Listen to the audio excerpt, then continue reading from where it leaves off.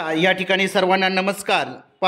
या ठिकाणी द्वितीय वर्ष बीएड यशवंतराव चव्हाण मुक्त विद्यापीठ समकालीन भारतीय समाज आणि शिक्षण 422 नंबरचा जो विषय आहे त्या विषयातील महत्त्वाचे प्रश्न जे परीक्षेला येऊ शकतात असेच प्रश्न आपण या व्हिडिओमध्ये पाहणार आहोत।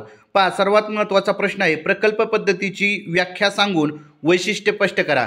तर आपल्याला प्रकल्प पद्धतीच्या व्याख्या त्यापैकी या ठिकाणी दिलेल्या 2-3 व्याख्या आहेत, त्यापैकी एक व्याख्या लिहून त्याची वैशिष्ट्ये आपल्याला लिहायची आहेत। व्याख्या आहे नैसर्गिक परिस्थितीत पूर्णत्वाला नेलेली समस्यापूर्ण कृती म्हणजे प्रकल्प होय। म्हणजे नैसर्गिक परिस्थितीत पूर्णत्वाला नेलेली समस्यापूर्ण कृती म्हणजे काय, प्रकल्प होय। त्यानंतर विशिष्ट हेतूने सामाजिक वातावरणात मनपूर्वक पार पाडलेली कृती म्हणजे प्रकल्प पद्धती होय। हे किलपॅट्रिक या शास्त्रज्ञांनी सांगितलेली व्याख्या आहे। काय विशिष्ट हेतूने सामाजिक वातावरणात मनपूर्वक पार पाडलेली कृती म्हणजे प्रकल्प पद्धती होय। त्यानंतर तिसरी व्याख्या आहे शालेय जीवनातून खऱ्या जीवनाकडे घेऊन जाणारा एक लहानसा कर म्हणजे प्रकल्प होय। अशा पद्धतीची ही बोलार्ड यांची व्याख्या आहे। अशा या 3 व्याख्यापैकी एक व्याख्या लिहून आपल्याला प्रकल्प पद्धतीची वैशिष्ट्ये स्पष्ट करायची आहेत। पहिलं वैशिष्ट्य आहे प्रकल्प पद्धतीत समस्यापूर्ण कृती असते। म्हणजे पहिलं वैशिष्ट्य आहे समस्यापूर्ण कृती। विद्यार्थी शिक्षक समान पातळीवर वास्तव परिस्थितीची जाणीव करून देणारी। म्हणजे या ठिकाणी 3 वैशिष्ट्ये आपल्याला लिहायचे आणखी खाली आहेत। काय आहे, समस्यापूर्ण कृती, विद्यार्थी शिक्षक समान पातळीवर वास्तव परिस्थितीची जाणीव करून देणारी, अशा हे प्रकल्प पद्धत आहे। त्यानंतर प्रकल्पास योग्य असा समृद्ध एकसंघ घटक निवडतात। समस्या ही अभ्यास केंद्रित असते। म्हणजे समृद्ध आणि एकसंघ घटक हे देखील प्रकल्प पद्धतीचं वैशिष्ट्य आहे। पहिलं वैशिष्ट्य आपण काय पाहिलं, समस्यापूर्ण कृती, त्यानंतर विद्यार्थी व शिक्षक समान पातळीवर वास्तव परिस्थितीची जाणीव, समृद्ध एकसंघ घटक, त्यानंतर अभ्यासक्रम पाठ्यपुस्तक अथवा अध्ययनाची तंत्रे स्वतः निवडायची असतात। आंतरशाखीय विषय असतात।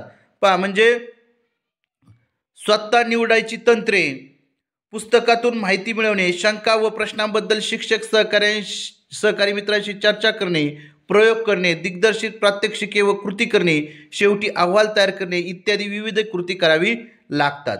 स्वाध्ययन व कृतीद्वारे शिक्षण या तत्वावर ही विद्यार्थी केंद्रित पद्धत आहे। म्हणजे प्रकल्प पद्धतीचे वैशिष्ट्य काय आहे, स्वाध्ययन, कृतीद्वारे शिक्षण, विद्यार्थी केंद्रित पद्धत असे देखील आपल्याला वैशिष्ट्य त्या ठिकाणी सांगता येतील। स्वव्यवस्थापन, गट प्रक्रिया आणि समस्या निराकरण कौशल्यासारखी जीवन कौशल्य आत्मसात होतात। काही दिवस व आठवड्याचा कालावधी या पद्धतीसाठी लागू शकतो। शिक्षक अडचणीच्या वेळी विद्यार्थ्यांना मार्गदर्शन करतात। कृतीवर भर दिला जातो व घेतलेले ज्ञान व प्रत्यक्ष व्यवहार यांची सांगड घालावी लागते। संघभावना व सहकार्य निर्माण होऊन समायोजन साधले जाते। बुद्धी, कृती, श्रम यांना महत्त्व असते। अशा पद्धतीचे वैशिष्ट्य आपण काय करू शकतो, प्रकल्प पद्धतीचे लिहू शकतो। म्हणजे कृतीवरती भर, संघभावना, सहकार्य निर्मिती, बुद्धी, कृती आणि श्रम यांना महत्त्व, विद्यार्थी केंद्रित, बरोबर। म्हणजे अशा पद्धतीचं या ठिकाणी प्रकल्प पद्धतीचे वैशिष्ट्ये आपण काय करायचे आहेत, लक्षात ठेवायचे आहे। समस्यापूर्ण कृती, विद्यार्थी शिक्षक एका पातळीवर, वास्तव परिस्थितीची जाणीव, हे जे वैशिष्ट्य आहे प्रकल्प पद्धतीचे, अडचणीच्या वेळी विद्यार्थ्यांना मार्गदर्शन, अशा पद्धतीचे हे प्रकल्प पद्धतीचे वैशिष्ट्य आपण लिहिणं गरजेचं आहे। त्यानंतर अत्यंत महत्त्वाचा प्रश्न आहे हा परीक्षेला 100% येणार आहे। योहान इलिच यांच्या मते चांगल्या शैक्षणिक पद्धतीची वैशिष्ट्य कोणते। तर योहान इलिच यांच्या मते चांगल्या शैक्षणिक पद्धतीचे वैशिष्ट्ये, तर पहिलं वैशिष्ट्य आहे समाजापुढे स्वतःचे मत मांडणे। म्हणजे चांगल्या शिक्षण पद्धतीचं वैशिष्ट्य आहे की समाजापुढे आपल्याला स्वतःचं मत मांडता येणं गरजेचं आहे। भेदभाव केला जाऊ नये। म्हणजे या ठिकाणी शिक्षण पद्धतीमध्ये भेदभाव केला जाऊ नये हे देखील या ठिकाणी महत्त्वाचं आहे। भाषण स्वातंत्र्य असावे, एकत्र येण्याचे स्वातंत्र्य असावे, पत्रकारितेचे स्वातंत्र्य, शिक्षण पद्धतीचा लाभ, इच्छा असेल अशांना शिक्षण घेण्याचा अधिकार, अशा पद्धतीचे हे 7 वैशिष्ट्य आपण योहान इलिच यांच्या मते चांगल्या शिक्षण पद्धतीचे असणं गरजेचं आहे। हा जो प्रश्न आहे तो आपण काय करायचा आहे, पाठ करायचा आहे। त्यानंतर ज्ञानरचनावादी अध्ययनशास्त्राची वैशिष्ट्ये थोडक्यात स्पष्ट करा।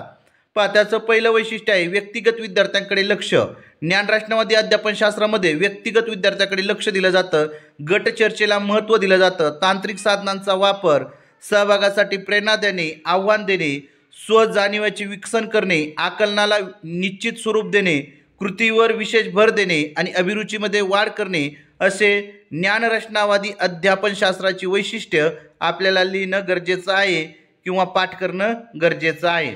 त्यानंतर पुढं आहे बुद्धिमंथन तंत्राचे फायदे लिहा. हा देखील खूप महत्त्वाचा प्रश्न आहे.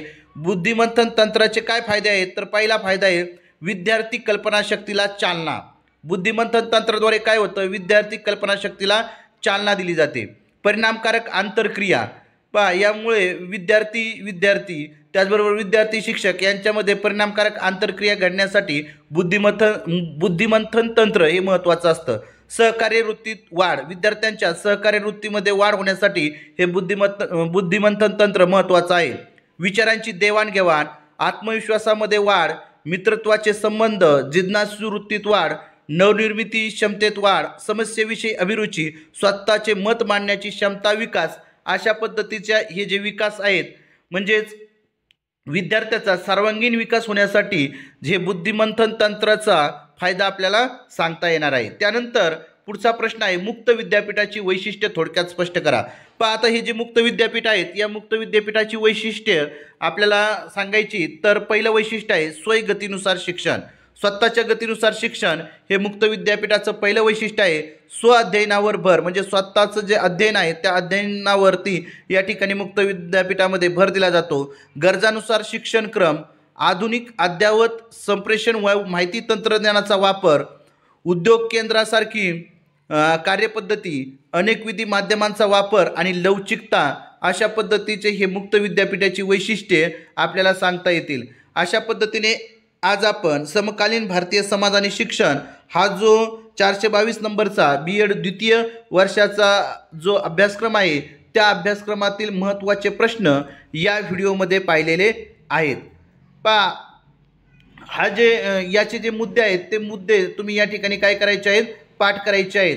प्रकल्प पद्धतीचे वैशिष्ट्यामध्ये मी काय सांगितलं आहे तुम्हाला तर प्रकल्प पद्धतीचं पहिलं वैशिष्ट्य आहे समस्यापूर्ण कृती, विद्यार्थी व शिक्षक समान पातळीवर वास्तव परिस्थितीची जाणीव, त्यानंतर समृद्ध एकसंघ घटक, त्यानंतर काय सांगितलं आहे या ठिकाणी अध्ययनाची तंत्रे, स्वतः निवडण्याचं या ठिकाणी स्वातंत्र्य असतं.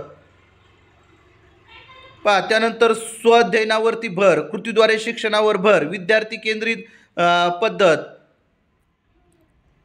संघभावना, सहकार्य निर्माण होऊन समायोजन साधले जाते, बुद्धी, कृती आणि श्रम यांना महत्त्व असते म्हणजे शिक्षक अडचणीच्या वेळी विद्यार्थ्यांना मार्गदर्शन करतात. अशा पद्धतीचे हे प्रकल्प पद्धतीचे जे वैशिष्ट्य आहेत ते आपण या ठिकाणी पाहिलेले आहेत. म्हणजे प्रकल्प पद्धतीची व्याख्या आणि त्याची वैशिष्ट्ये या ठिकाणी आपण व्यवस्थित अभ्यासलेलं आहे. अशाच पद्धतीचे प्रश्न तुम्हाला परीक्षेमध्ये येणार आहेत त्यामुळे तुम्ही नक्कीच काय करा हे प्रश्न या ठिकाणी पाठ करा. सर्वांनी हा व्हिडिओ पाहिला त्याबद्दल सर्वांचे या ठिकाणी आभार मानतो आणि थांबतो. धन्यवाद.